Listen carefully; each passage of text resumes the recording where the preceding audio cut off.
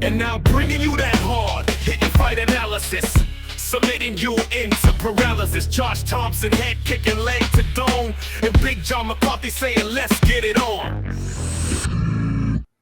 Well, hello and welcome to the Weighing In Podcast. We got a ton to talk about. We had the UFC from Nashville, Tennessee yesterday because we're coming on a little late because my man had to take his son to professional wrestling. But I don't blame him. I don't blame him because you know what? Bobby Lashley is his friend and Bobby was having a championship match. So it all makes sense. I'm glad you had a good time doing it. Kellen, have a good time? Oh man, my son had a blast, dude. It was him. Then he was with his Uncle Rich and his son Ollie, and so we just had a blast. And there were some other kids that we knew from his school that we were able to get into our suite with us as well. Because our suite. All right, Bobby. We are so special. We had Uncle Bobby rented a whole suite for the kids. The kids just ran through and just had hot dogs and pretzels and nachos, and they were living their best life, dude. Hold on. See, this is those moments that your son will remember forever. Yeah, you know what's funny is because we were talking about this, and even Keto George is big on this, is the influencer market, right? So the Rizzler was in the studio in the private suite next to us. The Rizzler. Yeah, Sean. Sounds like he's got an STD. Yeah, Sean, the Rizzler. Yeah, he's a kid, by the way. Oh, sorry. Like a little kid, like maybe 10 years old. Oh, maybe. Shit, really? Oh, yeah. I'm sorry about that last one. John, let's keep it. Come on. This is a G podcast, buddy. I have no idea what the fucking Rizzler is. But it is a cool name, the Rizzler. But then, and then there was a magician there. His name was Sean I Do Magic, I think is what it was on Instagram. It's like Shawnee, I think is what it is on TikTok. But anyways, there you go. Yeah, there's the Riz. Pull that over a little bit. The Rizzler. Look at him. The Rizzler right there. I got another name for the Rizzler. Wow. Don't be like that. Keto George Jr. Yeah, I'm just going to call him JJ. Yeah, George. I just thought it was great, man. But I don't know if Bobby planned this, but like all the guys to the right of us in the suite there were all influencers. And so they were all younger kids or kids like in their early 20s kind of thing. And they were all had like, millions of followers, whatever it was. But really cool, man. They were awesome with the kids. The boys were, hey, can I get a picture? And then the rest of the boys left them alone the rest of the night, which is kind of nice, And then they even came over. What'd you think of that match? And then obviously when Bobby was wrestling, they were like hanging out with the boys, like, dude, look at that. Like it was just really cool to see. They were having a blast, and yeah, definitely one of those nights that your son and his friends will remember for a long time. So we had a great time, man. It was awesome. Great. Owe it all to Bobby though. Bobby hooked it all up and made sure the boys had some good seats, had a suite, did everything, man. Food was plentiful. Adults had some drinks, and it was good. It was a good time. I honestly didn't expect, because it was at Globe Life Field, which is where the Rangers play. It was pretty packed. I mean, like, I think that stadium seats like 80,000. John, there must have been 50. No shit. 60,000. Like, yeah, they curtained off where the TV cameras and stuff were. You know how, like, in Bellator, we would curtain off like areas where the camera was so people couldn't be around the camera to bump it or hit it or get in front of it. But they curtained that all off. So they would say probably about 5,000 of those seats were blocked off. And then there was spots that just were empty. But I would say probably close to 50, 60,000. 50,000 that's a lot. And that's with WWE having counter programming. They had Goldberg's retirement match. So Goldberg is no more. All so right. Just a little wrestling scoop. You know what? You leave Goldberg alone. Bill's my friend. He's a good man. Yeah. I love Goldberg. I'll tell you what, everyone talks about, and I would not know the difference. Bobby would. But, they talk about, great wrestlers and garbage wrestlers, guys you didn't want to wrestle with because they kind of hurt you and stuff. And I heard for a while that was Bill. Mm-hmm. He didn't, but dude, he came from an NFL background. Yeah. He played for the Atlanta Falcons. He freaking, and his whole thing was the spear. And so he would hit you like he was tackling. It's like, well, I don't know what you expect. I don't know how you can make that look good and protect someone at the same time. That one's a tough one. Yeah. Yeah. I mean, you got to run through them. Elevate them so they're parallel with the ground. Yeah. Exactly.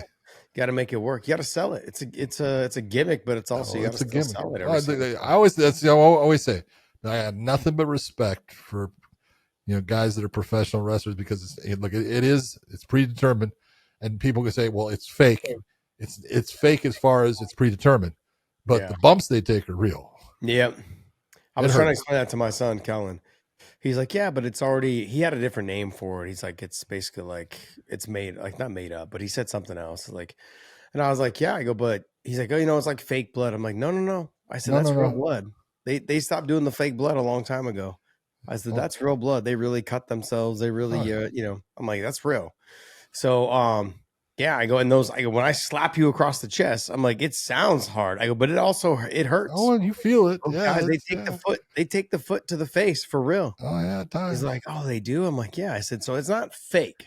It's just, you already know the predetermined. result. They already know who's but the bumps are real. Yes. Yeah.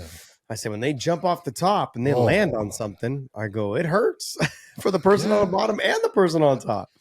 So I like to give Bobby a hard time. I'm like, bro, you're in your 50s, dude. How much longer can you jump off the top rope? Which he doesn't, but you know what I mean? I'm laughing because Bobby has altered his style. Absolutely. He's like Andre Arlovsky. Yeah, that's right? What happens, man. Stop being a stand-up guy, start being a clinch guy. That's what happens. Less chances of getting knocked out or hurt. It was a great night, man. Great. The kids had a blast. It was just fun to get out with just, the boys. And then we had our boys with us. All the girls stayed home and they invited each other over to our house and they went swimming at our house. So all the girls, all the moms with daughters came to our house and swam, during the day. And then they all went over to Rich's house later and watched a movie night in the park, which is in their community. So the girls had a good time away from the boys and the boys had a good time away from the girls. It was good. That's usually the way it is. Until you get older, then you want to be near the girls. Oh, yeah. But they had a blast, man. We had a good time, so it was good. Good. Definitely fun. It was great that it was here locally and not have to travel very far, or San Antonio, Austin, or something. So, but it was good. This is like their version, right, George? This is like their version of WrestleMania. All in, all out. They have a couple throughout the year, but this is one of their biggest ones. Yeah, this was pretty awesome. About 50, 60,000. I mean, I would say probably about 50, maybe 60,000, somewhere in there. It was packed. So, considering all the chairs and all the seats that are on the floor, whereas that's normally the baseball field. So, but it was cool. We had a great time, man. Great time. Good. Kids had fun. Got a lot of dessert. Got a lot of food, hot dogs, all the stuff that you shouldn't be eating. They were eating. They had a blast. Got to have those days. Yeah, my son is he's not a junk food person, so he's like, can I have a hot dog? I was like, yeah, you can have a hot dog. He got halfway through, he's like, I'm good. I'm like, what about nachos? He's like, had some nachos, like 4 or 5 pieces of nachos. Like, okay, I'm good. He just was kind of like, I'm not into the, but it was good. It was good. Pretzels though, he crushed. He loves pretzels. It's pretzel, bread. Mustard, pretzel bread. It's delicious. He loves it. Mustard or cheese. A great night, great experience. Kids got to meet the social media influencers, having fun. Bobby had a great night, great performance, and everyone was happy, man. So we left, and the kids were happy. Kids were on the car ride home. It was awesome. We didn't get out of it. We got there at like 1, 2 in the afternoon. Didn't leave until like, I don't know, 8 o'clock, somewhere around there. So long day for the boys. Long day. But you did get caught up on all the action with the fights. Yes, the I real did. fights. Yes, I did. Okay. Yes, I did. John, we got a lot to talk about, though. We have early stoppages. We have fuck-ups by referees. You're talking out of your ass again already. No, we got bad scorecards. I mean, realistically, scorecards too. I think the judging and the refs fucking blew this night. We got to fucking. Well, you know what? I think you should talk. These guys. You should talk to them. Go ahead and give them your solid advice. Why would I talk to them when I can talk to the guy who wrote the rules? Why would I discuss it with them? I could talk to you. You don't want to talk to me. The man. You don't want to talk to me. I don't know shit. Tell them what to do. I'm going to have you call them and tell them, like, Josh said you need to fix it. Josh said. Yeah. Okay. I'll tell him. Josh said. Because it comes from you. Josh no, it's coming from you. Yeah, but you're relaying the message. No. This is John, your they're message. They're going to listen to you. It's Big John. We have the big in front of there. No one gives a shit about what I say. We're getting to that age, huh? We are. We're getting it's all to that good, age. Man. It's all good. All right, let's go ahead and talk. Before we do, though, make sure you guys pick up some LMNT, man. LMNT right here. Use the link down below in the descriptions. It is got 1,000 milligrams of sodium, 200 milligrams of potassium, 600 milligrams of magnesium. 60. Did I say 600? Yes, you did. 60 milligrams. There you go. Bottom line is, I got to tell you, when I drink this before I go to bed, I sleep like a baby. Sleep like a baby. My recovery is better. Everything is better. My workouts are better in the morning, especially not as of lately because I've been traveling a lot, but I got to get back on this week into the running in the morning, lifting in the afternoon with my son. Oh. Yeah. We're going to get some running and some lifting in. A little running. Well, you know what? I'm going to do what Dustin Poirier said. He said, when I retire and leave the gloves down on the ground, he's like, I'm getting jacked. He said, he goes, I'm going to steroid out. Love it. Hey, follow the Donald Cerrone. You know, Phil Davis talked about it too. I've had plenty of conversations about Phil Davis. He's like, when I'm done fighting, he's like, I like in wrestling and fighting, he's like, when I'm done with all this stuff, he's like, I'm getting jacked. I'm going to do bodybuilding. I'm like, you got the body for it. Anthony Johnson. That's what he went and started to do. Man, yeah. Anthony went overboard. I think that's a big leading cause. But I mean, like with Phil Davis, he's got the body to be a bodybuilder. He's got the physique, the small he's got the waist, back, shoulders, all that stuff. So true. Let's go ahead and talk Derek Lewis versus Taliesin Teixeira. Well, I thought it was a really good fight. It lasted a long time, and that was the best part about it is how long it did last. I mean, round after round after round, these guys went after. Yeah, but it was fast. It was basically, you know, what I said is, hey, don't let Derek Lewis get on top of you, or you can cheat and climb yourself up the fence with your hand. I figured you would. Yeah. You know, climb yourself up the fence. And John, he only did it with 2 fingers. That's it. Remember, for you, this is. What do you mean 2 fingers? There For was you, a whole lot this- more than 2 you said fingers this going was there. Fine, John. This Yeah, back in the day, this was okay for you. What is this? Your rattlesnake? This is like right here. You said 2 fingers in the fence was fine. I never said that. Now you're lying. No, John. Just like once again, I want everyone to notice this. There's a serious problem with you that you cannot tell the truth. You guys, Why I is it want you can't everyone tell to the notice truth? this. I gave What is it John about the truth that you don't like? One Because month there's ago, something there. 1 month ago, now. 1 month ago, I told the world that John dyed his beard. And he swore up and down he didn't dye his beard. Within a month, look how much more gray he has. Oh, you lying Like, son of a bitch. My beard is the only difference. More gray he the has. only difference in my beard is the microphone being in the way of it. Yes. No. Look how much more gray he has. Let's make it. Let's just do this. He's been dyeing his beard for years. Let's put it out there that, you know what, and I can't say it, you know, on my grandson's life, on my life, I've never dyed my beard or my hair once. I would never want to do that to you, John. I'm never. forcing you to lie right now. No, see, I don't lie. I don't have to lie. There's no reason to lie. 1 month after lying is a young man's look stupidity. how much more gray he has. An old man realizes there's no point in lying. It's just going to catch you. I honestly, I don't get it. That's what I didn't understand. Like, you've been married for so long. Like, who are you trying to impress? Really? I'm not trying to impress anyone. That's the whole point. Why would you dye your beard? As you can tell by the way I look and the way I dress, I don't give a shit. I'm calling you out, man. I'm calling you out. Everyone knows. A month ago, it was a lot darker. Now, 1 month later, no, it wasn't. It was just the light. Life has aged you this much. Is that what it is? Yeah, I'll tell you what, life is aging the shit out of me. This summer is killing me, dude. It's crushing me right now. Holy shit, it's hot. It's hot, but then John, it's like a muggy hot. Oh, dude, that's because all of a sudden, I mean, I've never seen it to where the clouds have been so freaking tall. You know what I'm saying? Because they go from let's say 4,000 feet up to 50,000 feet. You know, it's just this giant fucking thing. And it's this unbelievable heat. And then it rains, which only makes it get hotter. Humid. Yeah.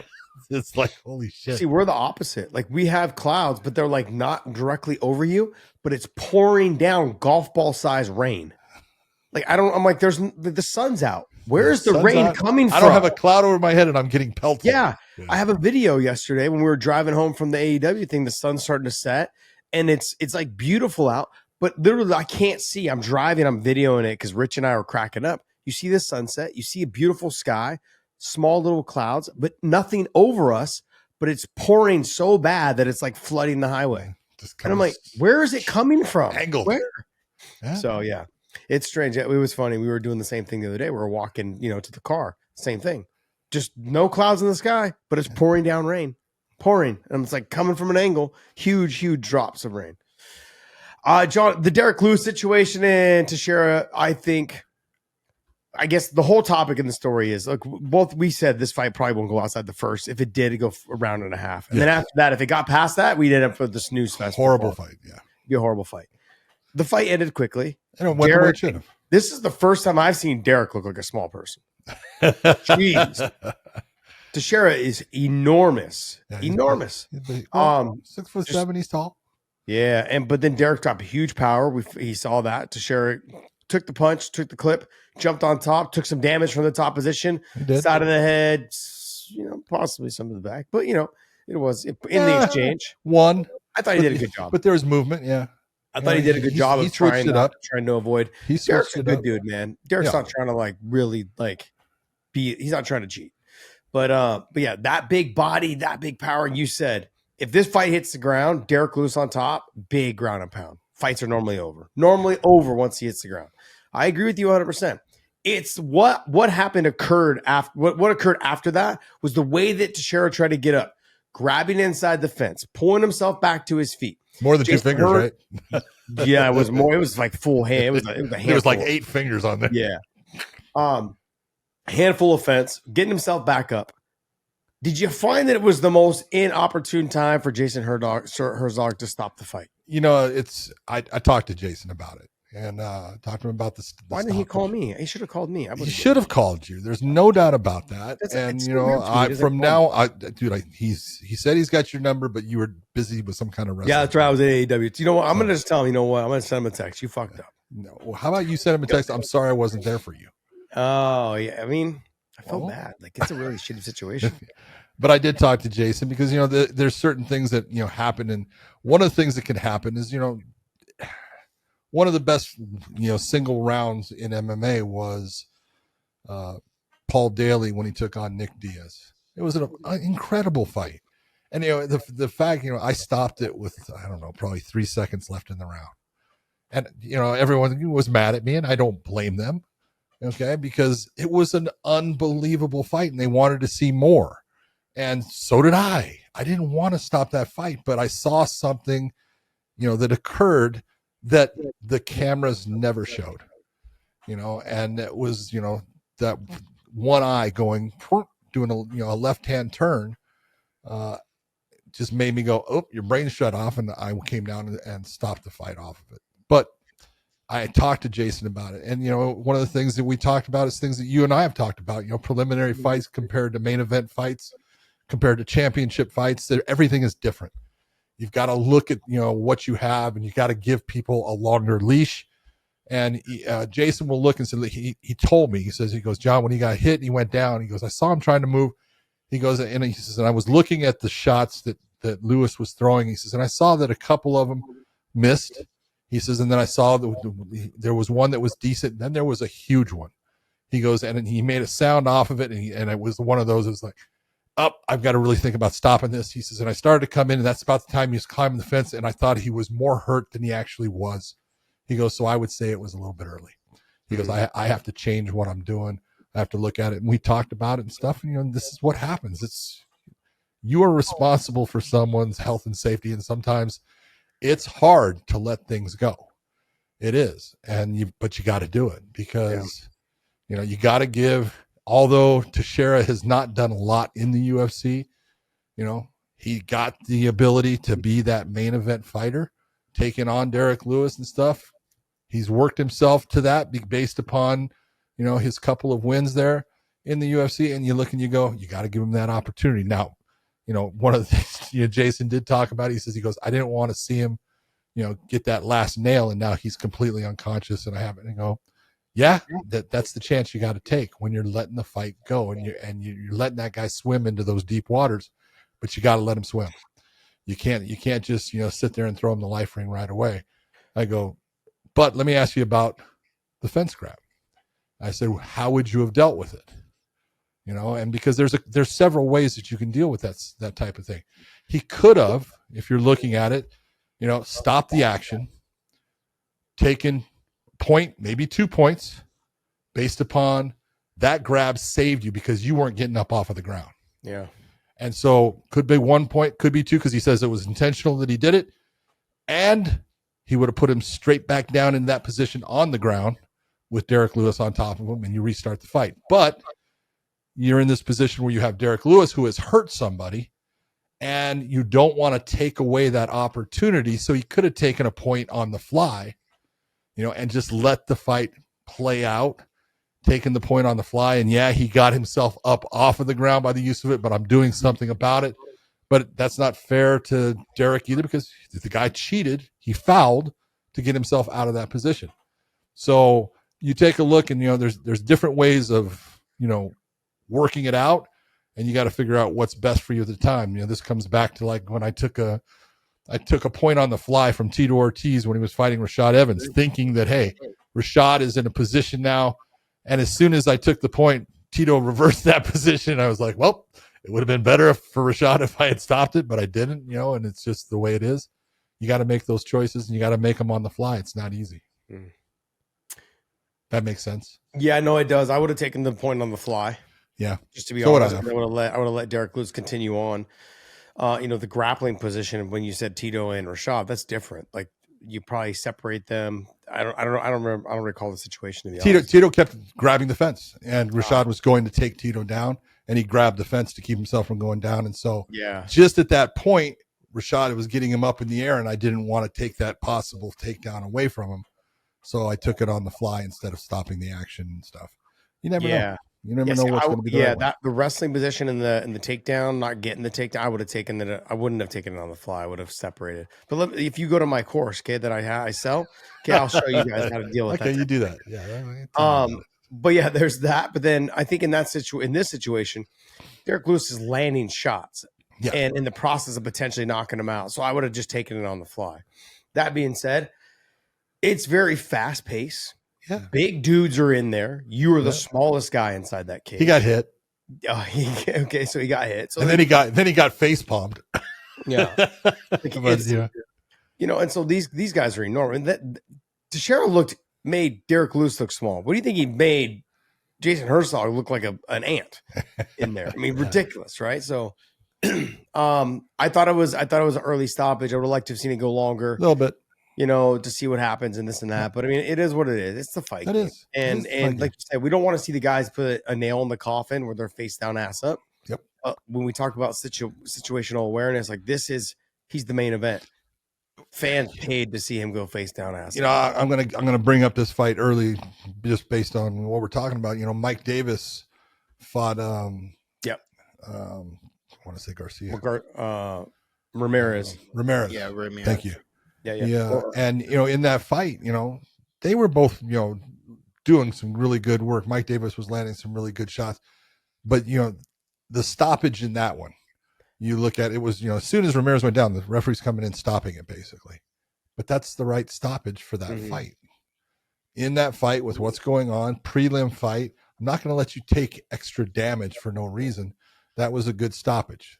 That stoppage, even in the main event, might have been a little bit fast, and you gotta give that guy that extra little bit to try to let him get himself out of there and get back in the fight. It's tough. Yeah, I would agree. Gabriel Bonfim versus Stephen Thompson. I just got to be honest, man. The commissions just fucking blew this whole night. The ref, in the main event, the scorecards on this one. I mean, come on, let's be honest. Well, okay, let's talk about this because we brought up that there's a thing going to the ABC as far as possibly a little bit. It's not really a rule change; it's just a clarification of the judging criteria and stuff. And if you take that the way it's written. And you look at it, there's no doubt if you're using the criteria right, Stephen Thompson won this fight. Yeah. Oh, so it's not in effect yet? No, it's not. Got it. Everyone was hitting me up going, I thought they changed the rules. They had to be damage and it had to be this. And no, that's what coming damage up. really is. And this, I'm like, I thought they did. The only people that have voted on that is the rules committee voted on it to bring it towards and in front of the ABC. Now the ABC has their annual conference, I believe, this week coming up, and it will be voted upon. So not until. Yeah. See, this is what happens when you have governments involved. This shit takes. There you go, man. It is what it is. Just say, hey, this is what it is. But you take a look on the clarification of what needs to be talked about is Gabriel Bonfim in this fight in the first round he looked really good. He won that first round. He was looking good in that round. Stephen Thompson came on in the second round, looked really good in that round, and then because of the way that Stephen Thompson won that second round, Bonfim was concerned. He did not want to be in a stand-up battle with him. And so his whole thing was getting, in close and controlling. And again, control is nothing. That's not fighting. Yeah. We want people that are trying to finish the fight. Stephen Thompson, even though he was stuck up against the fence a lot of the time, at least he's trying to throw shots, and do something that can finish the fight. He's doing something to try to damage. So I'm not saying he is damaging, but he's trying to damage. Where Bonfim is not trying to damage Thompson at all. He's waiting for the click, click, click, click, click of the clock to get by to say, oh, I won the fight because I had him up against the cage. I just look at it and go, you know what? I'm okay with the way the current things are. Put that new wording in there. This should be a clear win for Stephen Thompson. You know, when you look at it, I want the guy who's trying to fight. It's a fight. It's not a grappling match. Yeah, so for me, I looked at the fight even without the new scoring or whatever it was. Yeah. And I thought, like, when people throw the word robbery around, I'm not quick to jump on that. No. But in this situation, I thought it was pretty clear cut that Bonfim won the first, Stephen won the second, and I thought it was pretty clear cut that Stephen won the third. I didn't see a reason why he wouldn't have. He landed the harder shots. He was more active. He was anti-wrestling or anti-grappling. Yeah, but you don't get credit for that. Yeah, that's what my point is. Like, it was really just like you said, change of positions, or it was both guys kind of, if they were just hanging on each other, it doesn't matter if one's against the fence. It's a positional battle. So there was nothing that I felt like Stephen Thompson, it was pretty clear cut that he won the third round. I didn't get it. You and I both. I don't like to use robbery, but I thought that this was a pretty easy fight to judge. And it was, there was moments where it was close, but he lost the first, Stephen did, and he won the second clearly with the big shot at the end. And the you could honestly say the end of the round saved him. Oh yeah. So then you go into the third, and Stephen had landed the harder, clearer, more shots, and then all of a sudden made Bonfim turn him into a wrestler. All of a sudden, and then it became just hanging. There was no damage done there. I'm being honest when I say it. In the third round, I can't remember Bonfim landing more than 2 shots in the stand-up. And when he was in the clinch, I mean, not even knees, wasn't throwing anything. He's trying for the takedown, and that's great because if you get the takedown, you do something with it, you're going to get credit. But if you're trying for the takedown and you're controlling him up against the cage, that's a 50-50. There's nothing going on unless he starts, landing shots, and that can change it out of the 50-50. Now you're actually losing, even though you're the one that's pressing him up against the cage. I just look at it and it's like, we want the fighters to understand you have got to be doing things to try to finish the fight. When I sit there and I say damage, there's damage with grappling. You can do damage with grappling, but you can't do damage with grappling if you're not looking for submissions or trying to pick somebody up and to drop them on their head or anything like that. There has to be these things that you're trying to do to show me I want this fight to end before that buzzer goes off. That's what I'm looking for. Yeah, I agree. I mean, for me, I just felt like Stephen, being at the age that he's at, a loss like this, the UFC goes, well, you lost your last fight. Not really. I shouldn't have. Not really. He should be coming off of a win right now, and that catapults him into against the guy who was 17-1 at the time. Yeah. So good. Just for someone who's that old, dude, he looked really good. He's still there. Yeah, he's still there. And he took careful. He took some big shots. He did in the first round. He got hit a couple of times. I went, ooh. Well, John, let's talk about the vagina on his shin now. That's a Luke Rockhold right there. Yeah, but you saw some of his facial expressions. He didn't even care. It's like he looked down. He's like, ooh. Like he was out there having fun. And I love seeing him go out there and do what he did last night. And he still was landing the head kicks with it. Throwing kicks, body kicks, kicking the elbow. Like, sure, it hurts. You're going to get over it. Nothing's broken. It's a cut. It's a cut. It's a nice split of the skin. Cut. They're going to stitch it or staple it and get back to work, buddy. That's it. So they're going to have to do layers on that one because that thing went down. They got to stitch the inside and then the outside. Yeah. They're going to stitch the inside and probably staple the outside. Yeah. I would think. Yeah. Oof. But man, that's a nice gash. Oh, it was a good one. Steve Garcia versus Calvin Kattar. I tell you what, I thought this was the performance of the night right here. I thought Steven Garcia just dismantled a good stand-up fighter in Calvin Kattar. And Calvin Kattar was fighting his ass off. And I'm not saying that, he wasn't in the fight, but he was on the receiving end. After the first round, it was really, I thought Stevie Garcia won every round, but the first round was close. They had, some good exchanges, but I thought Garcia definitely won it. But from that point, he got his timing and range down, and he was lighting Calvin Kattar up. a la, a Max Holloway lighting him up. It's just that it ended in 3 rounds instead of going 5. And I'll tell you what, Stevie Garcia put on a performance in this fight. I thought he looked so damn good against someone that and he never really tried for the takedowns or anything. Most of it was on the feet against a guy that wants to be on his feet, and he absolutely won every round. Yeah, a great performance by Steve Garcia. My whole, most of my conversation or most of my argument on this fight is going to be that Calvin Kattar is a one-dimensional fighter. He's gotten even more one-dimensional. No knees, no kicks, really no elbows, nothing to speak of. He's a boxer. Yeah, you're in the wrong sport. It's time for you now to bounce out and just work on being a boxer. But right now, I don't know what it is. He's not performing, John. Last night, you cannot win a fight unless you throw punches. He didn't throw. Even when he covered and blocked Garcia's shots, nothing countered. Nothing. He just was okay with blocking the shot and then not throwing anything back. He had a couple exchanges off of being a counter striker, which is where he does good work. That's where he lives. Yeah. But he just doesn't but you can tell that he's slowing down a little bit. And so he's having a harder time you can't be a counter striker and be slow. No. You've got to have the speed, and the speed's not there. These guys are in the lighter weight classes, the guys are faster. And so when you start to slow down, you can't be a counter striker. That's and true. If you're one dimensional, I don't have to worry about Steve Garcia didn't have to worry about wrestling. He didn't have to worry about knees. No. He didn't have to worry about kicks. He only had to worry about boxing. Yeah. There was nothing to worry about. Nothing. Steve Garcia was the faster fighter. He had more output. Everything. He was just the better all-around fighter because Calvin Kattar didn't throw. And you cannot win a fight. You just can't. And it was driving me nuts to watch the fight. And you said it was performance of the night. I thought it was by Steve Garcia. Look, you got to figure Steve Garcia, the jump that he's making here as far as competition, you got to give him credit because, Calvin Kattar's been in the top 10 of the featherweight division for how long?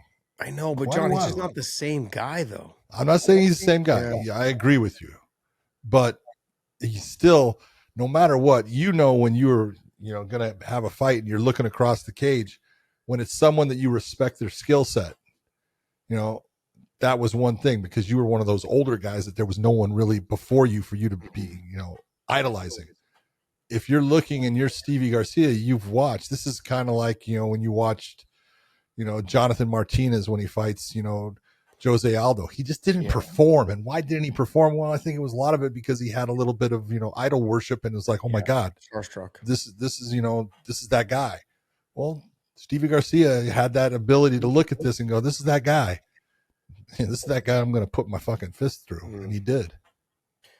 Yeah. I'm not trying to take anything away from Garcia at all. Thought it was a great performance. I think it was a little bit of him having a good performance and Calvin Kattar just not fighting. Well, that's 30-27. Yeah, but it should have been a 30-27. I didn't see a moment in this fight where Calvin Kattar won the fight. No. Or even won a round. No. Morgan Charriere, or however you say his last name, versus Nate Landwehr. Morgan Charriere versus Nate Landwehr. Well, that's the French for Nate Landwehr.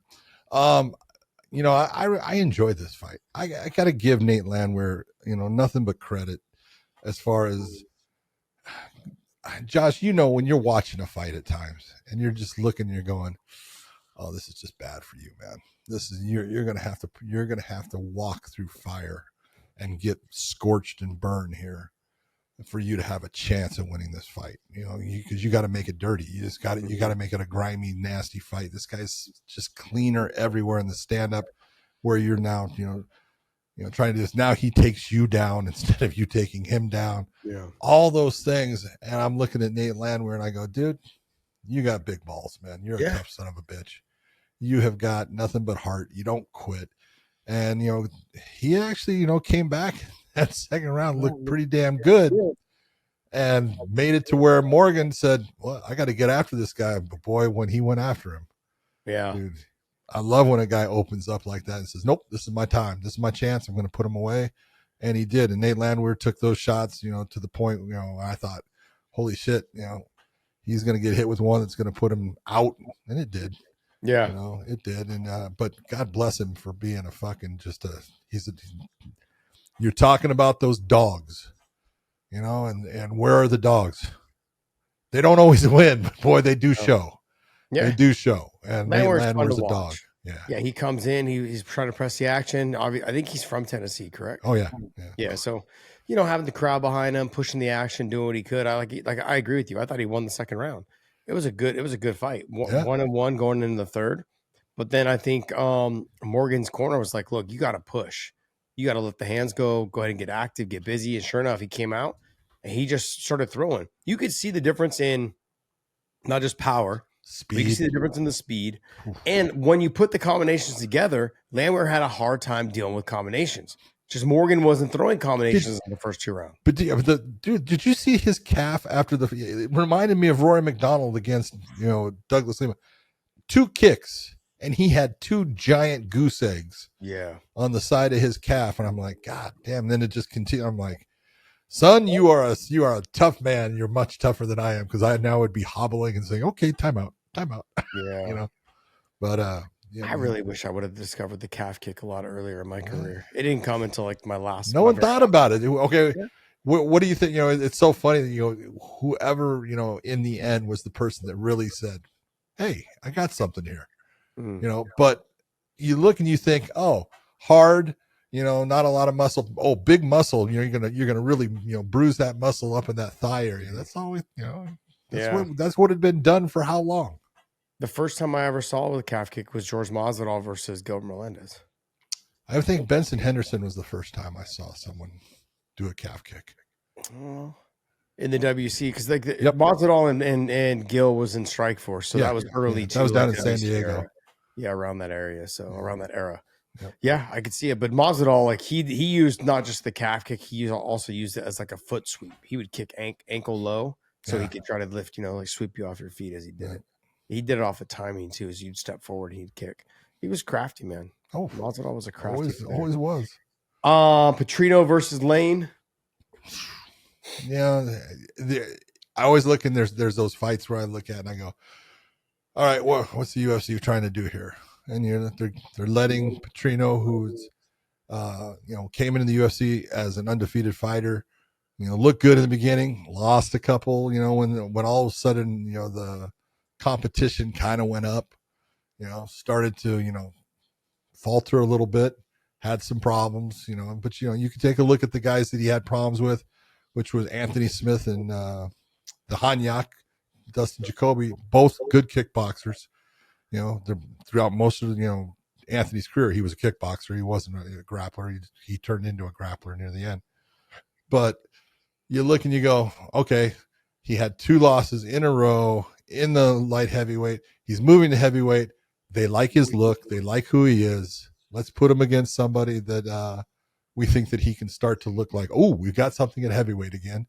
And that's what they did, and no disrespect to Lane, but, he's there more off of almost like the Greg Hardy thing. He fought Greg Hardy in the Dana White Contender Series, and that's how Hardy got into the UFC.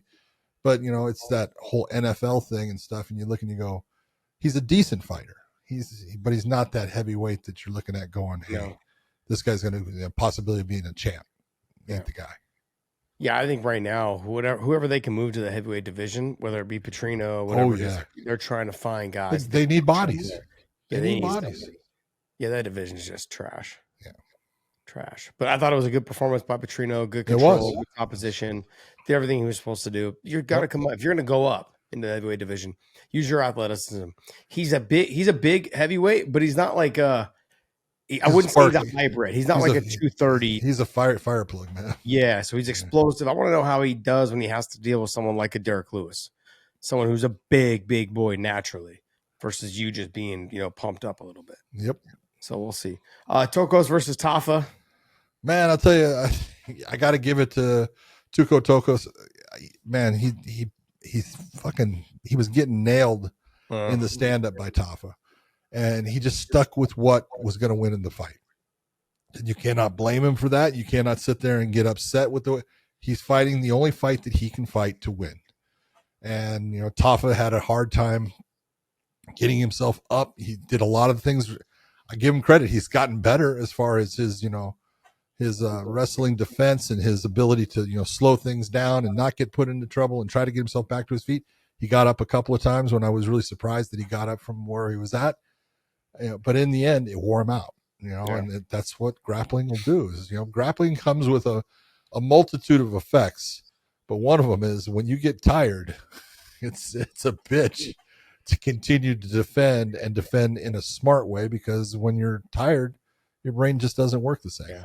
Yeah.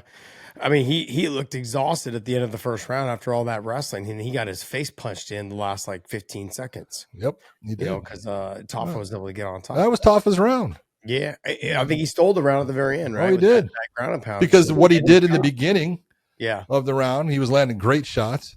And then, it was a lot of grappling, but not a lot of damage. And then he fucking opened up on him. He won that round. I like Tafa at 205. So do I. Look, body-wise, he looked great. Yep.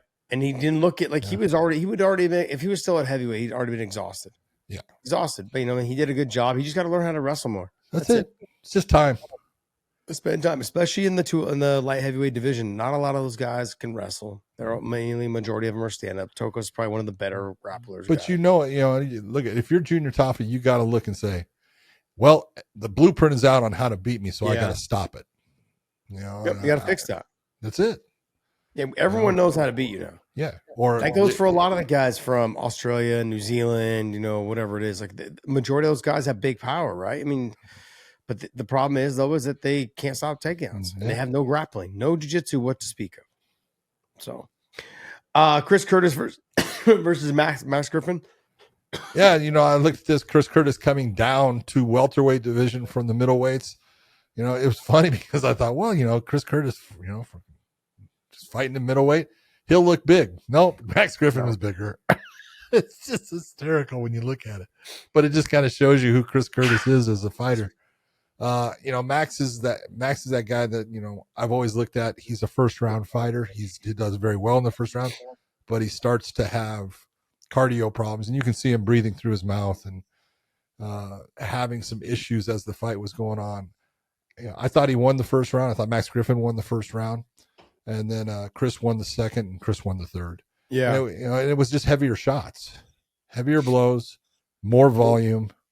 You're going to have to do something to stop that. Max wasn't able to do it. Yeah, I thought it's hard to be Max because if you're going to run as much as you run, you're going to get tired.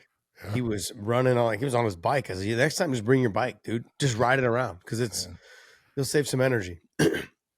It's hard to fight that style of fight. Corey Sandhagen just talked about it when he fought Umar. Yeah, you just can't only go so long. You can only run so much and still have an effective output on the feet. And so that's, I think, what happened with Max Griffin. Chris, he never had a cardio problem. He was always able to push the pace. But I'm going to give him a little bit of a nudge too, like how I gave Calvin Kattar. You've got to have output. Yeah, there you go. Pressure and not I don't care. I don't care if you're chasing him. If you're chasing him and you're not throwing, there's nothing there. It's aggressiveness. Big deal. Yeah, okay. Go back to the Jose Aldo and Marlon Moraes fight. Yep. Putting the pressure, but Marlon was landing one shot, run. He won the round. Yeah. And that's what, I thought. I was like, man, no, Aldo's winning. And I'm like, go back and watch. Aldo didn't land anything because he didn't throw. He just put the pressure. And then when he did throw, he didn't miss, or he did miss, or he didn't land clean. So that is what I saw from Chris. It's a very Sean Strickland type fight where you're just putting pressure, but nothing's really landing. When it does land, it doesn't really have an effect.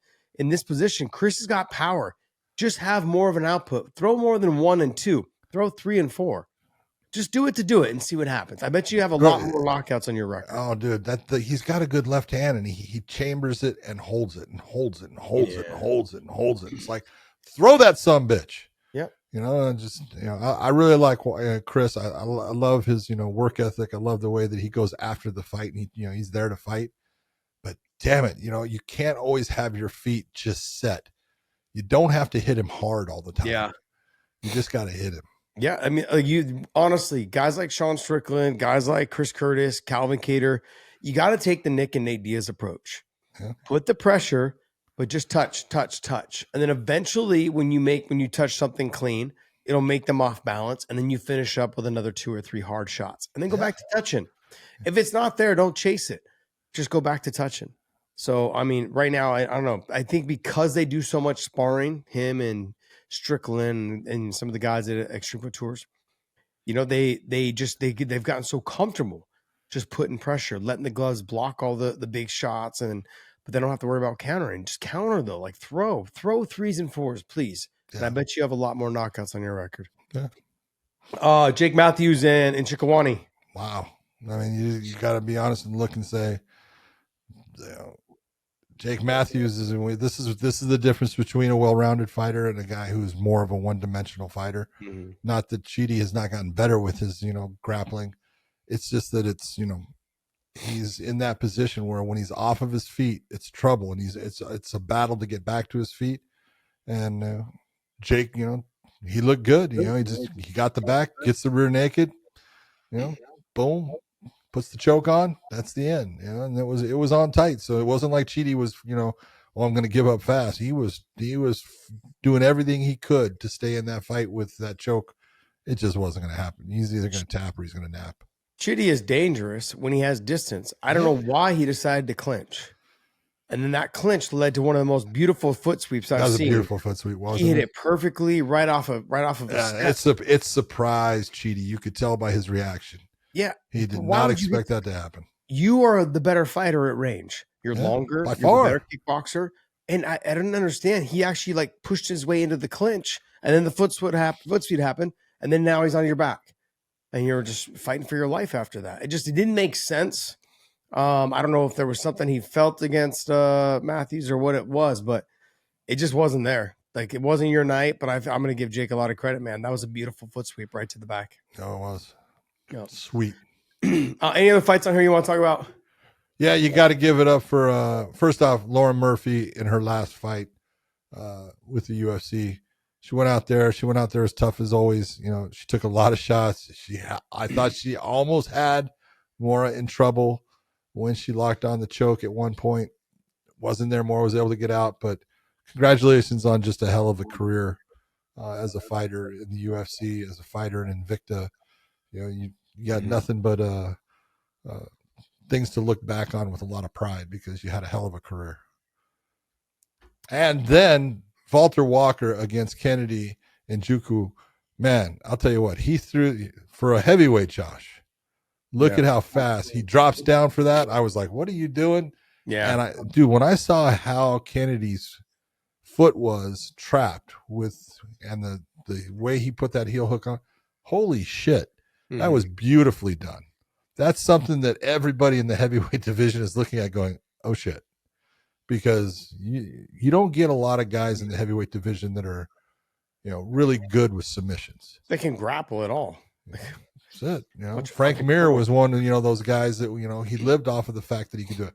For a while, you had Nogueira, he had great submissions and stuff. But it's a rare commodity. And I'll tell you what, Walter Walker is proving that, maybe the second Walker is even better. It's like Johnny Walker, red, black, and blue. That was so dumb, John. Oh, come on. It's the truth. That was Walter Walker's third heel hook in a row, too. Yeah, he's becoming Ronda Rousey-esque. Yeah, it really just comes down to the heavyweight division. They lack wrestling and they lack submissions and jiu-jitsu. That's really what it comes down to. That's why guys that have had any type of wrestling, DC, Kane, or jiu-jitsu, Verdum, like Frank Mir, they've all become champions. Yeah. Those guys, I can't think of a guy outside of Curtis Blades. Give me another guy that's been a good wrestler and a good jiu-jitsu guy that has not become a champion. Nogueira was a champion as well. Give me another guy in the heavyweight division that was like that never became champion. Can you give me somebody? That was like that didn't become champion? That had grappling and wrestling that didn't become a UFC heavyweight champ. Yeah. Roy Nelson. I'm going to be honest. Look, at Roy. People say whatever they want about Roy. I love Roy. He could wrestle, and he had a great ground game. He really did. My knock on Roy was that he sheltered he developed his game to be a stand-up guy later on. Yeah. He liked the stand-up game. Yeah. It was less work. Well, you don't get a belly like that unless you like to just do less work. Yeah. I mean, I love Roy though, man. Roy was always fun to watch. Good dude. Yep. A lot of interviews with him when he was fighting for Bellator. So overall though, I'm like the submission, but you got to be careful because they will find a remedy to that. Yeah. So if you're a one-trick pony, don't expect to hit it very often. Oh, 2, 3 in a row. That's 3 in a row. Don't think 4 is going to come, but maybe it will. Well, you got to think. Remember, like Frank Mir and Ian Freeman drops to the ankle lock, gets his face pounded in. You know, that type of situation. That will happen as well. You don't want Derek Lewis on you like that. And just one or two shots, that ankle is not going to be available anymore because you'll be unconscious from there. So but look, right now, while you're making your run up to the rankings, looking good on you. I'm excited to have another good heavyweight. Like, just have someone else to talk about. Needed. John, we're in this stage right now of MMA, but mainly in the UFC, where we're getting the new generation of guys that we can kind of get a little hyped about. We've been talking about the same guys for the last 7-8 years. People are getting a little bit bored. And no matter how good those fighters are, we're going to miss Dustin Poirier. We're going to miss Max Holloway and Justin Gaethje when they leave. We're going to miss those guys. You know, just like we miss Khabib now. And like, we're going to miss all these guys that are Robbie Lawler. I miss that guy. I miss watching that guy fight. Like, you're going to miss those kind of guys when they're gone. The new generation is going to have to come up with somebody. Ilia Topuria is a good replacement right now. You know, you've got some other fighters that are making their way up. We're finally getting some names that we can talk about. We can start to build a new generation of fighters around. You've got Tom Aspinall. You've got Walter Walker. You've got Ilia Topuria. You know, the change, I think, for Islam going to 70 is good. It's something that is conversational piece, that kind of thing. You know, and then Dana coming out and saying like, hey, if Islam wins, it makes perfect sense. This is a huge fight. It sounds like they're going to make that fight happen. Oh, so should it'd be foolish if they didn't do it. Huge. That's finally that's a legit super fight. You have a guy going for 3 titles against a guy who was at 55. Now he's at 70, and it makes a lot of sense. We will see. That's going to wrap up our UFC talk. But hey, make sure you guys join us over at OnlyFans. Check them out right here. See, OF. Right there. Join us over at OnlyFans. It is free. Subscribe to us over there on that platform. Tuesday nights, 9:30 Eastern time. We do a live show available on OnlyFans. So join us on there. You guys, if you guys are an OnlyFans member, it is free. You will not see any other smut unless you subscribe to that. Only our smut. Subscribe to us. Demetrius Johnson, Luke Rockhold, Corey Sanhagen. You might see some balls, no shaft on Corey's site.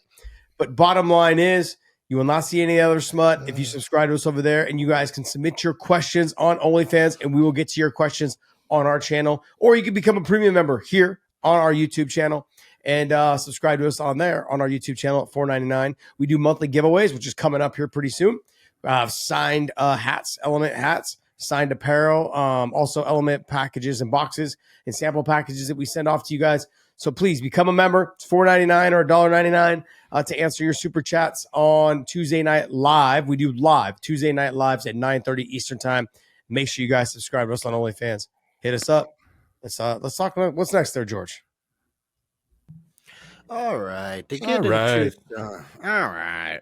So to get into some big trending topics that's been hitting the MMA scene recently, former fighter Tim Kennedy, he put out a statement which he says that he unintentionally misstated aspects of his military service.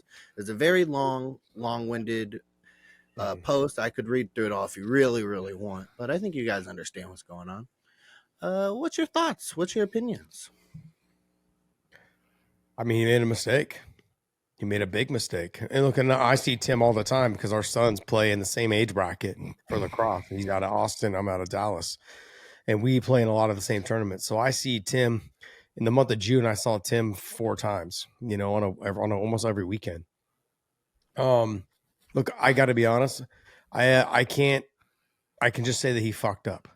Okay. I'm not going to say anything else on it because there's other stuff going on in terms of him being investigated and all the other stuff. There's going to be a lot going on. There's a lot. He literally fucked up. All of that being said, Tim has always been a good dude to me. And I always take it as, how have you treated me? How have you been to me as a friend? Tim's been a great dude to me. Now, in terms of everything else, I don't give a fuck. I shouldn't say I don't care that he did what he did. I do care, but I don't care about all the other stuff only because I don't know Tim that way. I didn't serve with him in the military. People that did serve with him in the military, they're upset and offended. They should be.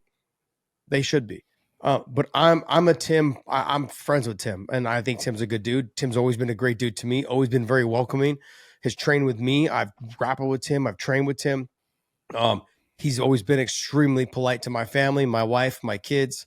Like I can only judge him based off of what my experiences are with Tim Kennedy. And so I like Tim as a person. The other stuff, I can understand why everyone's mad. I'm upset too, because Tim, you've done so much. You've done more than fucking 99.9% of these people in the world wish they could have done. I wanted to join the military when I got done fighting. They said I was too old because I was 39. I tried to join. I missed it by 1 year. I was like, I wanted to. I just wanted to do something different than what I was doing. And they said no. I would join now. If they would let me join now, I would join the military now. And the fact that he's done that and then became a world-class fighter and done all these other things, that says a lot about him as, you know, as being a competitor and as being, you know, just a fucking a stud. He's a stud. This is one of those ones. I've had my issues with Tim. Okay. And my issues have nothing to do with what's occurring here, but it has the same effect. Is, you know, Tim has gone on multiple podcasts and given stories about, you know, what happened in his fight with Yoel Romero, and that, you know, that was the reason he stopped fighting, even though he did fight afterward. But, you know, every time I hear him, he doesn't tell the truth about it. That bothers me, because all you got to do is tell the truth. The video's there, you know.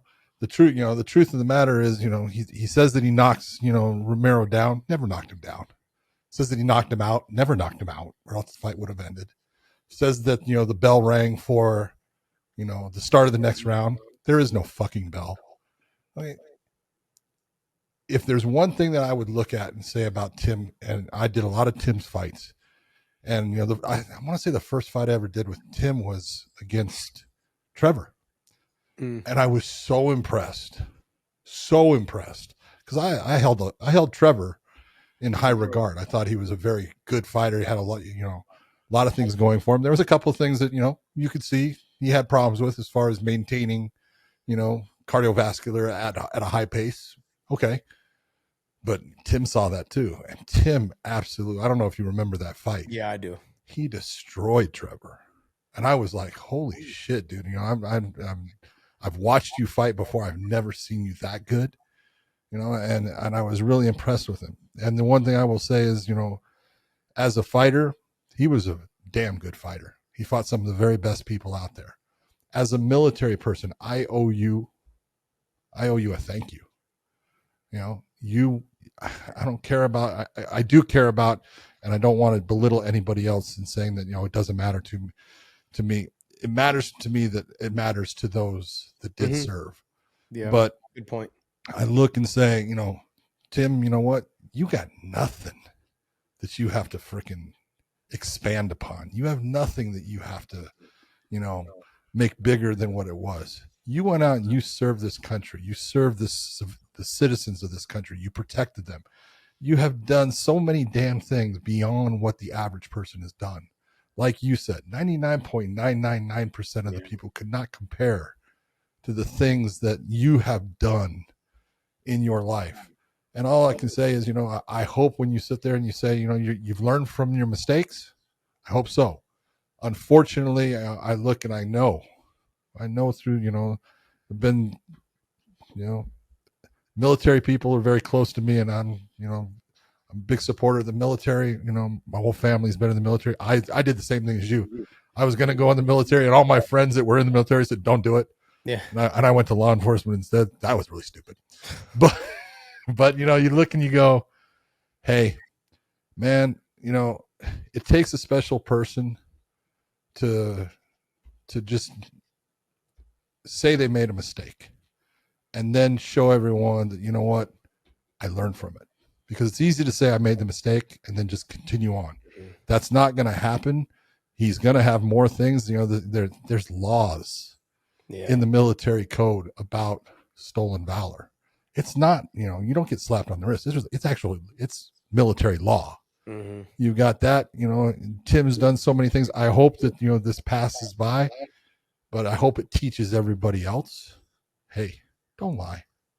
It ain't worth it. People are going to fucking catch you. Yeah. You know, be proud of who you are and what you've done. And that's I think the hard part for people who are like, oh, you know, what a piece of shit, lied about this, lied about that. Yeah, he's done a lot though. Yeah. He's done a lot. And I don't want it to be combed, like I don't want it to just be pushed, you know, under the rug, because like he did lie, and we know that. It's just that he also did a lot to those points. So like I said, like I can't say much about, because that's not my lifestyle. I was never in the military. I have friends that were in the military, but not at the level that Tim Kennedy and a lot of these guys are. So I understand why they'd be upset. I understand why the military would be extremely upset for him doing these things. Absolutely, for lying like that. But my experiences with Tim are my experiences. And so I'm only speaking on mine. And I like Tim as a person. And Tim's always been great to me and my family and my kids and my wife and everything else. So that to me is what's important in life. I appreciate him for serving in the military, for helping keeping our families, all of our families, safe in the United States. And yeah, but there will be consequences. And I think he understands that. He knows that. And he's gonna find out, unfortunately, the hard way. But yeah, it sucks. It sucks. It is what it is. I mean, this is like for everyone. This is a learning lot. You've got to take a step back and go, do I really need to say that little extra? I don't need to. No one cares. Like it's pushed under the rug, and just leave it. Like just be who you are, because he's accomplished so much. Yeah. So much. I agree.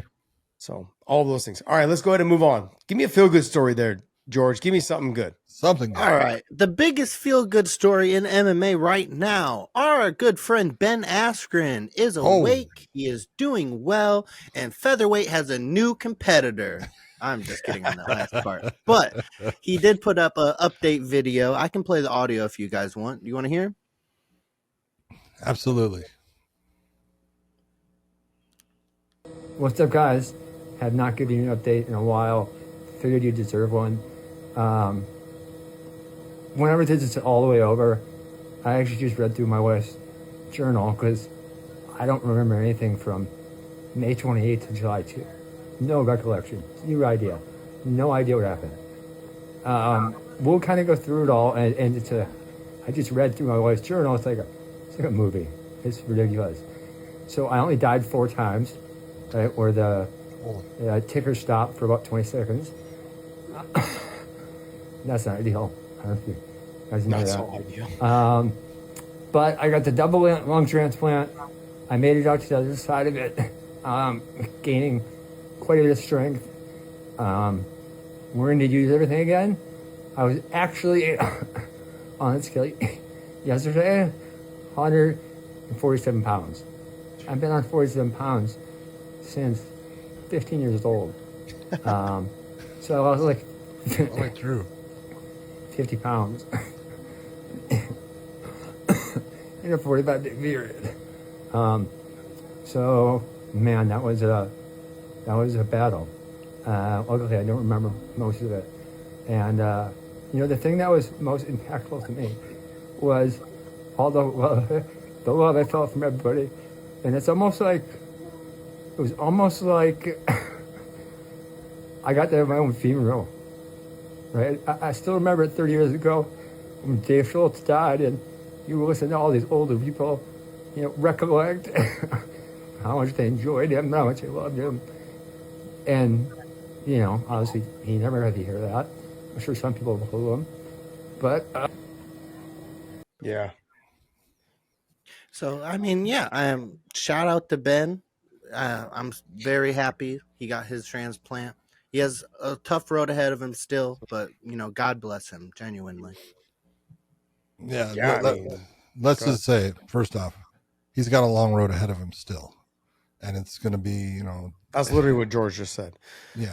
But I mean, it's a matter of, because of things that he's going to have to take because of the lung transplant, getting sick is going to be something that's, easy to happen, since his immune system will always be compromised.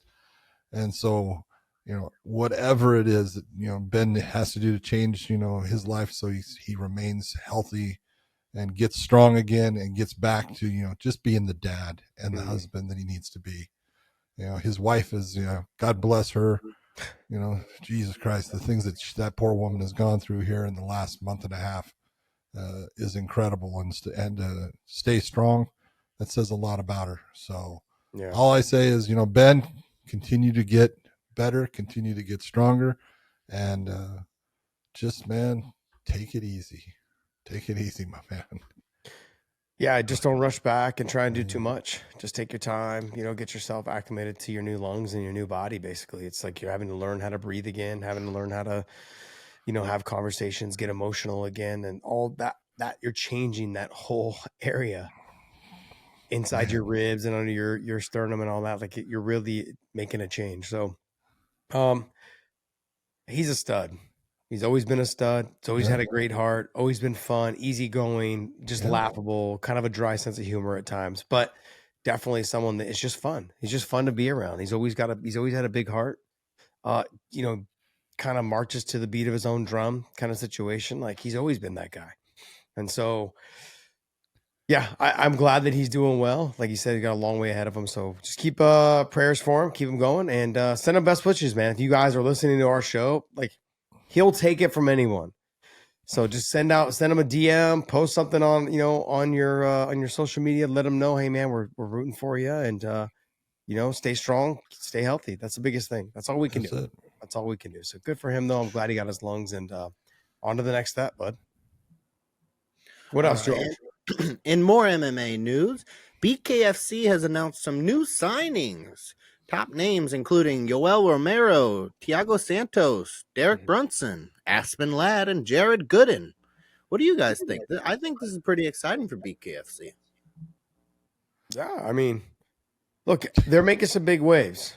I know that there was a lot of talk back and forth. Mike Perry was supposed to fight. They were in talks with a couple guys. There was in talks with, it was gonna be Nate Diaz and Mike Perry. There was gonna be Mike Perry and there was another big name, somebody else. Robbie Lawler. Yeah, Robbie Lawler. So those fights were supposed to happen. The Robbie fight fell off. Dave Feldman kind of dropped the ball on two fights, and those are big name fights. But then in the process, he was trying to put together this $25 million thing, which I think is way too much money. If you're trying to keep yourself in business, a $10 million thing would have been enough. Even five would have been enough. You could have done five of these events. Yeah. One a year for $5 million. You could have done it. But instead, you went $25 million, and you guys may go out of business after this. But I guess it's exciting for the fighters that are involved. You get an opportunity to win $25 million. It doesn't make any sense. One person who's very excited, I don't know if you saw, Conor McGregor was there. Pretty excited. How was he excited, George? Can you explain to me how somebody can get so excited so fast? I don't know. I think just his natural charm, Yeah. I mean, look, no matter what. You got to admit, the man can cut a promo. John, okay, you took the words right out of my mouth. To stand there in front of Mike Perry and say, and you're going to dance for me, boy. George, play us that audio. You have the audio on this? Greatest thing ever. This is great. Yeah, let me pull it up. My God. He cut a hell of a promo, man. He's got that down, man. You ready? Yeah, you're welcome back, because I welcomed you back. October 11th is your date, and you'll dance for me, boy. You'll dance for the owner, and then we can talk. But your date is October 11th. Michael Perry, the return of Platinum. And we've got some hell of an announcement for an opponent for you. One of the baddest men to ever grace the Ultimate Fighting Championship when it comes to bare knuckle. And he's going to throw down with you in front of me for my viewing pleasure. And then I'll decide if you're worthy. I'll decide if you're worthy. In front of me for my viewing pleasure. And then I'll decide if you're worthy. Who the fuck is that guy? I mean... It's great. Look, even before him and Mike Perry were face to face, doing that whole intro before that he did was awesome. He did a great job. I mean, look, you couldn't have brought somebody on as a partner or whatever it was that could cut a better promo and to hype it all up. It's just, I think there's so much speculation around him and alcohol and drugs and everything else too, which is killing it all, because we know that he speaks like this. Even before all that, like sober, he's always been able to sober. Do. Yeah, what he said was remarkable. It got me thinking. I can't wait to see this fight. I don't even know who the fuck Mike Perry's fighting, but I want to see Mike Perry fight again. Yep. So it's just one of those. it is that situation where it's just there's a cloud around it a little bit, but Connor's going to do what Connor does, and he's going to talk, and we're never going to see the Mike Perry Conor McGregor fight. But No, I don't think so. But I'll tell you what, Dave Feldman's in charge of BKFC, and if there's one thing that when he decided to bring Conor on as a partner, there was a lot of people looking at it and you go, I don't know if that's a good idea. After that promo, it's a good idea, Dave Feldman. Good job. Yeah, that promo was great because it was real. It's the way that he said it because he really believes, you know what? I brought you back. Mm-hmm. But on October 11th, you're going to dance for me, boy. He means that. Yeah. He means it. That's the best part. I go, what a great promo. He sounds like a true fucking leprechaun talking trash. Dude. Like, it's fucking hilarious. I think it's great. I think it's fantastic. So I'm looking forward to seeing their cards, though. They have great fights. Yeah. They have fantastic fights. They have Even entertaining fights. Yes. Even with names we don't even know, they still end up being great fights. And I love that it's a shorter round. Like, you get your damage, you get in, you get out. There's a lot of blood, which I love also. All of those things. It's great, man. It's great. So I love the sport of BKFC, and yeah. Anyways, what else you got for us there, George? All right, to take it over to one championship for a second, we have a big fight announced of Ruotolo versus Adrian Lee, which is Angela Lee's little brother. Yeah. What do you think about this exciting matchup? It's MMA too. I think it's a bad matchup for Lee. Oh, it's a horrible matchup for Lee. Yeah. Lee's older brother would do okay because of his MMA experience and everything. Ruotolo not having a ton of MMA experience. Here's the difference. The one thing, many times you get guys that are coming from the grappling world, and they're great grapplers. But again, grappling is not fighting. It's a sport. It's tough. Absolutely, you got to be tough in it. But the one thing about the Ruotolo brothers, both of them that I've seen in competition, they're tough. And, I've seen guys, have the idea that if I can make this dirty with this kid, I can make them start to back off. Yeah. They don't. They do not. They go after them, and they continue to go after. And it's like you're slapping them. You're actually fouling them. You're cheating, and they just continue to go after you. And so, Ruotolo he's as good a grappler as you're going to find. Obviously there's other people that are of his level, but they're few and far between. Yeah. And Lee is a good grappler. He's not on the same level as Ruotolo. And so it's you look and you go, it's an MMA fight. I look and Lee's got his brother and his sister to look at as people that can help him with it and everything. If that fight hits the ground, it's over. It's gonna hit the ground. I know. And not only that, but like Ty and Kate have been training kickboxing and boxing for a long time. At the Ruka Training Center with Mike Perillo, and then now they're over at at Tenori. You gotta give him credit, man. Jason. Who? Jason Perillo. Sorry, did I say Mike? Yeah, you did. I said Mike. Sorry, Jason Perillo. Sorry, my bad. I just got to give the guy credit. Yeah, absolutely. No, you do got to give him credit. You got to, it's like you got to get they've been training with him for a long time, and then obviously I think because Jason split, Perillo split, and he's not there with them anymore. He's over at Jackson, in that position now. But they're still at Tenori with with the guys over there, so they're getting their work in there. With Pat Tenori and those guys at their gym. Great facility, great place. They've got people to work with. True. They train with a lot of the best guys. So what I like is we've already seen Cade fight an MMA fight. And with that, you saw the explosiveness, the grappling. They're not going to get tired. No. They've been training for this moment their whole life. A lot of the jiu-jitsu, but they're very aggressive. They fight almost as if it's like a street fight, but they'll do it for a full 5 minutes and they'll get their minute break and they'll come back out and do it again.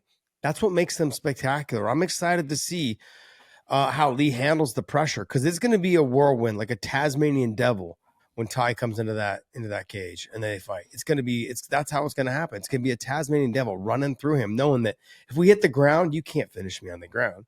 So I can do whatever I want on the feet until you're uncomfortable and where you want to get close to me and grab me and hold me, and then I'm going to take you down and destroy you. And I'm not I saying agree. that Lee is not a good grappler. He is. It's just there's No, levels, that's and we've it. seen the levels and the difference between. Look, Ty and Kate have called out Gordon Ryan.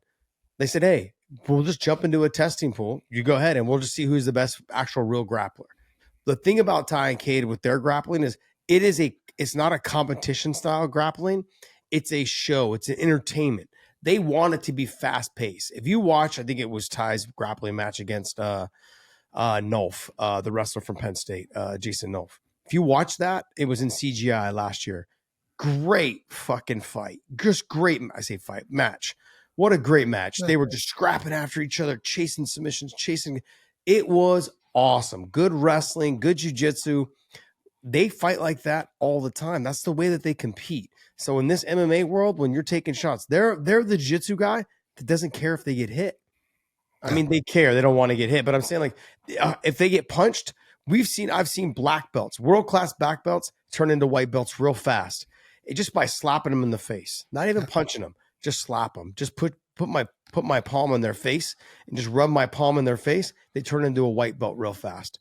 That's not going to happen to these two boys. That's true. And so I'm excited to see both these guys in their MMA careers, see how it goes. But this is good. This is a big step up in competition for him in the MMA world, and I think it's going to be it's a good first match. So it should be fun. We're going to see exactly how it turns out, but I'll be watching for sure. I'm a huge Ty and Cade fan. I've known these kids since they were 8 years old when I was at the Ruka warehouse and they were walking around picking stuff off the shelves because they were sponsored by Ruka. I was like, who are these kids? Oh, man. They were homeschooled. They trained jiu-jitsu all day and surfed all day after they got done with their homeschooling. Parents are absolutely fantastic. They're just good kids, man. Yep. Really good kids. So They're not kids anymore. yeah, they're not, but I mean, they're kids. They're young men. Yeah, they're young men. You're that's right. true. What else you got for us there, buddy?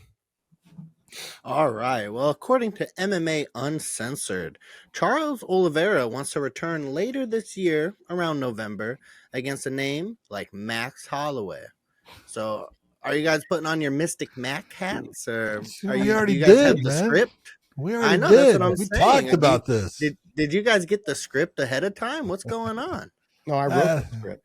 Just had to call Charles up, say, hey, you want a good idea? This is a good idea. Charles, yeah. No. Yeah, I think that's a fantastic fight for him, especially if Max does lose. It's a great fight for both of them. Someone's got to get a win, see who gets catapulted and stays in that top 5. And the other one's going to drop probably slightly outside the top 5 or right at number 5, somewhere in there.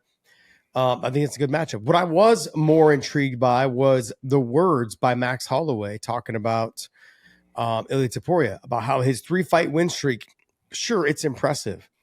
But not only is it's impressive, but it's the Volk coming off the head kick knockout loss and then fights Ilia and then loses. And then it was Max having to drop back down to 45 from 55 after putting the weight on properly. And then turn around and fighting Charles, who's only coming off of a 1-fight win streak. So Max is like, it's not as impressive as people say. It's not as impressive as people are trying to make it out to be. And John, that was always my take. Like, I was the guy going, Volk coming off the head kick knockout to Islam, like after taking the fight on short notice, then turn around and fighting Ilia. Then I was like, oh, like that didn't win it for me. That didn't solidify me as being an Ilia fan. And then the Max going back down to 45 and then being able to knock him out. That kind of impressed me but I was like, how much did that weight cut affect his chin? It was I think it was in the 4th round, right? Or the 3rd. But somewhere it was in the 3rd or the 4th round of that fight when Max got knocked out. So maybe it was the chin started to get affected because it was getting tired. He's getting fatigued. But then the Charles fight happened. And I was like, it doesn't matter. You went up a whole weight class, 10 pounds. Charles been up there for a while. And the way you put your combinations together and you're able to touch Charles's chin, you won me over, man. You won me over. So it was to me verified that like you're as good as people were trying to give you credit for. There is a little bit of with the Volk thing and the Max thing. I can see where I was that guy. I was that guy going, the circumstances, it kind of let up. It's just, I could pick it apart if I want. And I was that guy. But then the Charles fight, I don't care if it's off a 1-fight win streak or off a fucking a 40-fight win streak. Beating Charles Oliveira is never easy. Never. So I'm gonna give him his flowers, man. Ilia Topuria. All right. You should, because he deserves them. And it's okay that, Max can have whatever, outlook he wants on it and stuff. Name me the guy that's knocked out Max Holloway. There's only one. There's only one. I mean, Charlie never fought There's me. only one. They never fought me, though. That's Only one. the power I have. Okay. Never knocked anybody out. And when you sit there and you talk about Charles, let's take a look at, sitting there saying, oh, he's only on a 1-fight win streak. Yeah, that was against Chandler. And his fight before that was Sarukian. But it wasn't like, and this is where, I'm going to put it in reverse. Sarukian sitting there talking about, I beat him. You squeaked out. Mm-hmm. And we're lucky. In a 3-round fight. Lucky that, he didn't attempt to go for that Darce at the end better than what he was doing. He was just kind of, laying there with it. He had you locked up and you're flattening out to make it so it's not going to work. But he could have fought more to try to make it work. And if it started to put pressure on you, those judges would have flipped the other way. And you would have been on the end of that, split decision. So, he got it before that fight. He had a win against Benil. Yeah. Then the one before that was his losing his championship to Islam. But, take a look at the people he beat before that. Dustin Poirier. Mm-hmm. Okay. Not bad, right? And then you have Justin Gaethje, another one. He knocks out Justin Gaethje. Well, no, I'm sorry, he choked him out. He knocked him down and then choked him out. Knocked out Michael Chandler. Look, you can sit there and say, I'm not, it was only 1-fight win streak. Bullshit. Mm-hmm. Charles Oliveira's got a pretty impressive streak of the people that he had fought. Because before that loss to Islam, how long was his win streak? Yeah. Like 12, 13, 14 fights? Something, yeah. Okay. Sorry. You know what? You get a win the way you did against him. Excuse me. You knocked out Max Holloway. No one's ever done that. I'll give the Volk thing. And because I honestly do think that the kick from Islam and the pounding that he took, I think it had an effect on him. But neither one, with the Holloway or the Charles Oliveira, it speaks volumes about who Ilia Topuria is as a fighter. You don't think that the weight cut back down to 45 affected his chin at all? All I can say is it never has before. All those cuts, and I'm not saying, I understand what you're saying of, look, he was at 155, but as far, I can tell you that I knew what, Max was coming in when he won his championship against Jose Aldo. I knew what he weighed the night of the fight, and it was way above 145. Yeah. It was in the welterweight division. Yeah. Okay. So 78, I think, right? 178. Yeah. And so you look and you go, he was always been that guy that he put a lot of weight back on and stuff like that.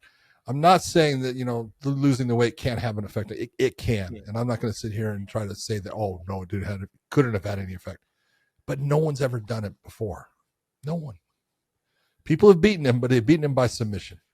People have beaten him, but they've beaten him by decision. They didn't beat him by knocking him out. Yeah. That guy did. Yeah, I think the story writes itself, though. If Max gets a win over Dustin, I think you'll right to a title shot against Ilia. You have to have that fight at 155 to rematch. Now, Dana threw a little wrench in there going, if Islam wins, then we're going to see Ilia versus Islam. But that story writes itself, too. It does, but I guess because it's the third title and the rush to we want to get it before if Ilia does lose, like you don't want to lose that fight. How can you have a guy? Think about it, if you're Dana White, okay, you don't have to be a rocket scientist to sit here and say I have 2 double champions now, okay, and both are 1 and 2 in the pound for pound. Yeah, I'm not going to put them together. Yeah, come on.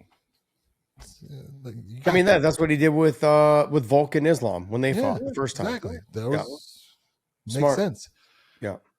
Where does that fight take place? Which one? Islam and Ilia. If that fight happens, where do they put that fight? I think you put it in Spain. Come on.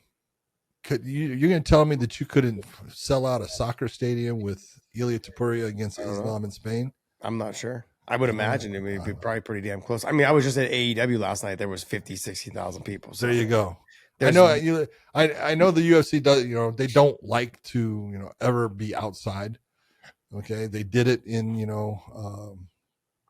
Abu Dhabi, and Saudi Arabia too, right? Wasn't that was that Abu Dhabi? That was BJ Penn and Frankie Edgar. that was Abu Dhabi, Second United Arab Emirates. But they and they're going to have the White House. That's going to have to be outside because it ain't going to be in the White House, right? So they'll do it. They'll do it. Why not do it there? John, did you see the thing with Don Davis? Oh, so we're doing fights at the White House. Looking forward to the PFL doing it there. I shook my head. Yeah. I'm like, no. There was an A and B conversation. You need to see your way out of it, buddy. Yeah. There was no Don Davis PFL talk. I mean, let's be honest. But anyways, I don't want to get into that too much. But it was just He put he put a fight card kind of together for it. He put some people and I go, how are you putting that person in? I can't remember what it was when I looked at it, but I was like, how are you putting that person in that? They don't fight that weight class, but it is what it is. Trying to make it happen. Yeah.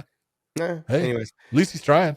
Yeah, there's a new president, I believe, right, of PFL. Yeah, from I want to say from Turner. Yeah. Pete Murray is, I guess, taking on a different position in Europe now, and new CEO. So you got the president still being Don Davis, and new CEO is this individual from Turner. We'll see how he does. Hopefully, makes the right if you're decisions. from Turner, realistically, the reason why they brought him on then, if he's from Turner, was basically to help get them a TV deal. Yes, exactly. So that means that they're probably going to be leaving ESPN, or they're going to be looking for a deal outside of the ESPN, or just being able to share. That means that probably UFC is leaning or hedging towards having some sort of involvement with the ESPN, whatever that is, but probably at least staying on there at some portion of it. And I would imagine in their deal it says PFL probably cannot be on there anymore. Probably. Yeah, ESPN's smart. Or not that UFC would do that. Yeah. On some PFL note as well, I'm going to just say real quick, Johnny Eblen is in South Africa to fight Costello Vance Dinas next Tuesday, right? Or next Thursday. Sorry, next Thursday. I was going to say, what? When is that fight? That fight is coming up here, July 19th. Yeah. So Johnny Eblen got robbed yesterday in South Africa, Cape Town. Oh, are you kidding? Yes. So I don't know if it was at gunpoint, but he got robbed. They took his phone, his wallet, his other stuff. So yeah, he was mugged in South Africa. So that'll be Saturday if it's the 19th. But what time, since Africa is completely different? Yeah, it doesn't say. It just says July 19th is what it's saying. It's got to be in the morning. You would think. Yeah. No, we'll have to look it up. I'm surprised they don't have this. I'm surprised they don't put those type of things on like SureDog or, other stuff, other websites. That's it. They've actually got. That's also got Dakota Ditcheva. Yep. Taking good on card. Sumiko. Yeah, it's a pretty Sumiko Naba. You got AJ McKee versus Ahmed Magomedov, who is 10-1. So that's gonna be a good fight. AJ going back down to featherweight. Yep. So good for him on that situation. Corey Anderson going up to heavyweight. Yeah, they wouldn't give him a fight at 205. Yeah, I know. Because anyways, it just baffles me they wouldn't give him a fight at 205.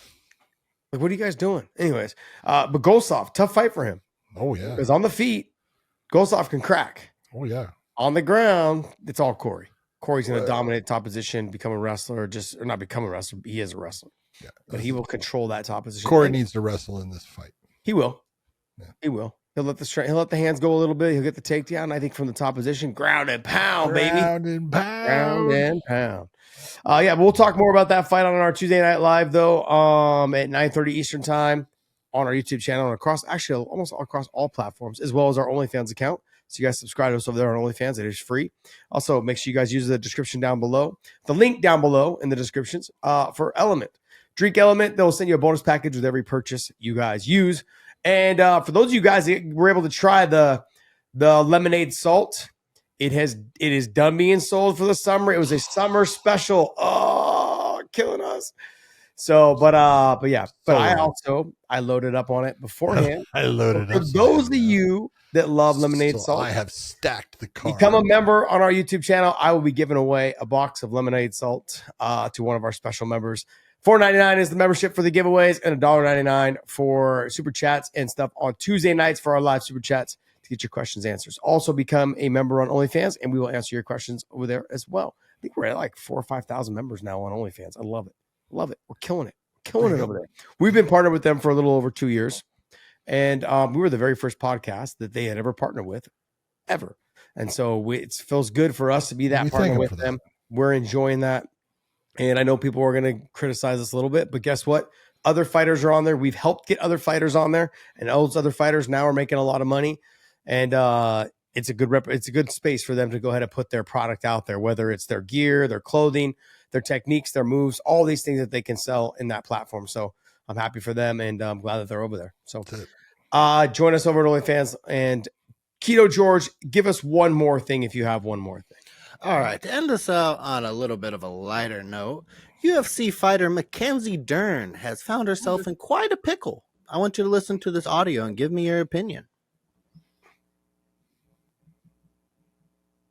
The state of California is expecting you to fund him not having a job. Yes, because I have to provide the lifestyle. I have to maintain the lifestyle at my house, at his house. That's my obligation, I guess, which is crazy to me. So crazy, because I'm like, well, I want to stay more time with her too, Right. They say technically if I want to and I don't want to work, I don't have to work. We can both just not work, and then we'll just give her that type of life, I guess, So if you didn't catch that, she has a divorce. Her ex-husband gets paid from her.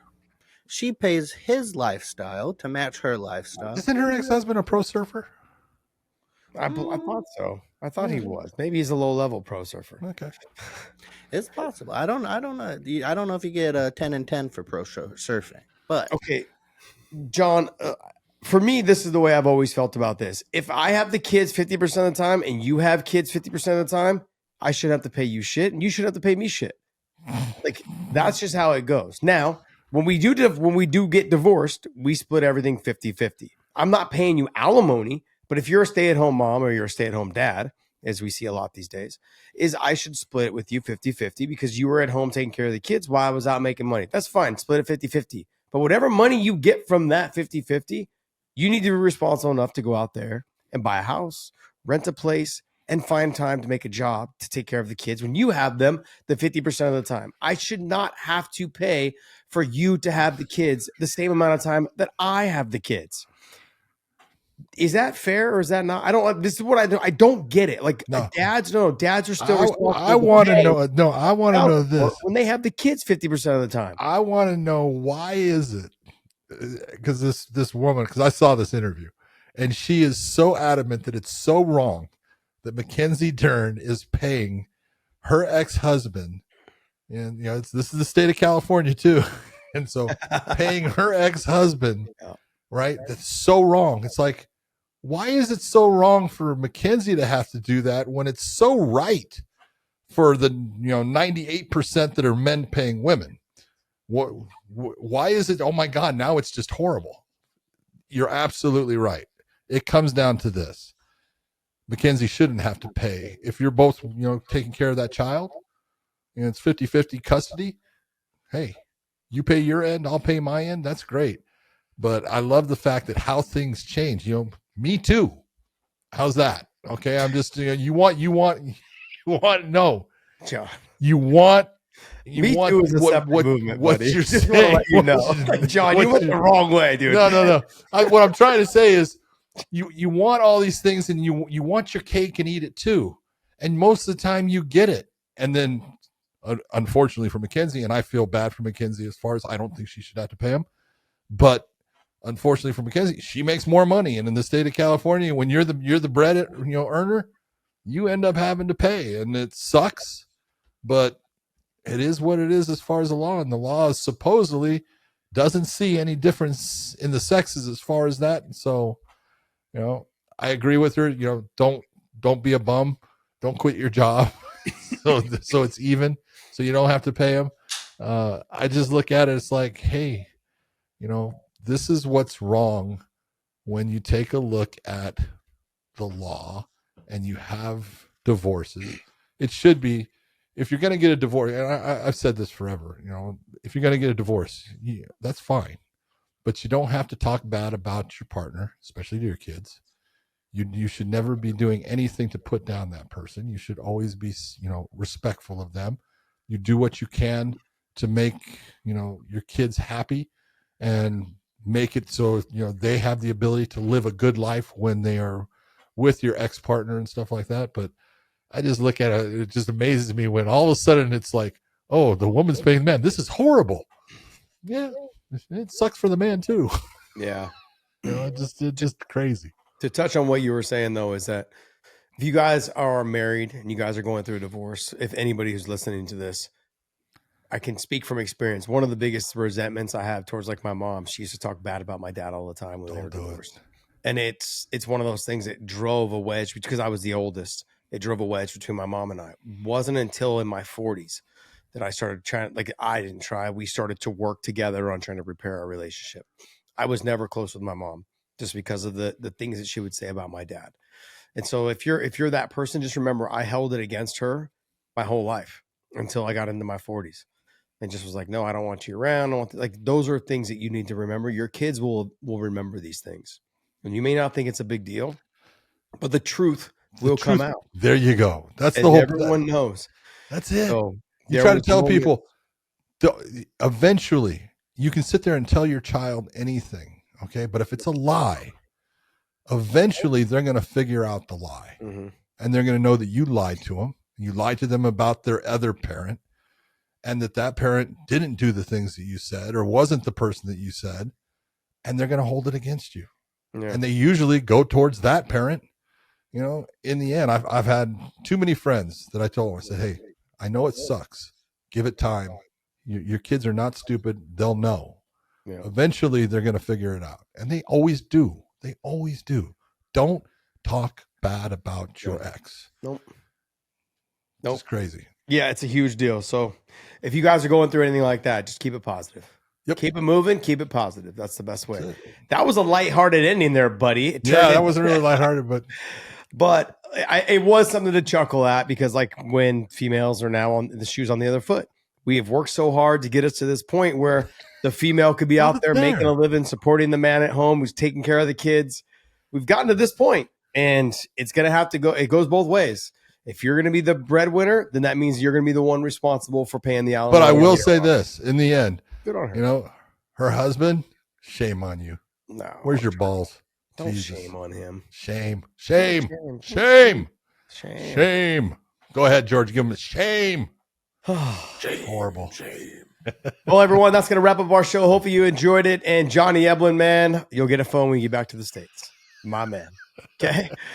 I'm glad you're good. Hopefully everything gets better between now and the time you fight coming up in the PFL. We'll talk about that on Tuesday Night Live at 9:30 Eastern time. Make sure you guys set your calendars for Tuesday Night Lives every Tuesday night at 9:30 Eastern time to join us live. John, take us away, buddy. Absolutely. Everyone out in South Africa, take care of yourselves. It's dangerous out there. We will see you. And now bringing you that hard, hitting fight analysis, submitting you into paralysis. Josh Thompson, head kicking leg to dome, and Big John McCarthy saying, let's get it on.